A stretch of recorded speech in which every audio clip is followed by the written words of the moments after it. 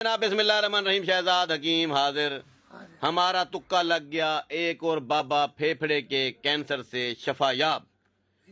बाबा कित्थों आए हैं? चाचणी शरीफ। वो कित्थे चाचणे शरीफ? हाजा गुलामपुरी चार्ज। जिला केड़ा है? जिला रहीम यार। जिला रहीम यार खान जो आया बताएं। ते को क्या है? मेरे को फेफड़े कैंसर। फेफड़े कैंसर दसाए? कहीं दसाए? डॉक्टर से। केड़े डॉक्टर? मुल्तान दा। मुल्तान दा है। ऊं क्या फेफड़े कैंसर है? वाल तू मेरे को कढ़न आया मैं पहले तीजा दफा। मेरे को आज तीसरी दफा आया बैठे। अच्छा, ते को कितना फायदा थे? फायदा पाएगी।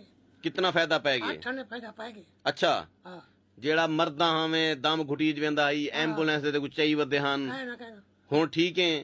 टुर फिर वेने हुन सब सेट है। दिल मनेंदे वे दवाई काम दिखा दीते। पक्की गाल है। कूड़ दा नहीं मरेंदा पिया।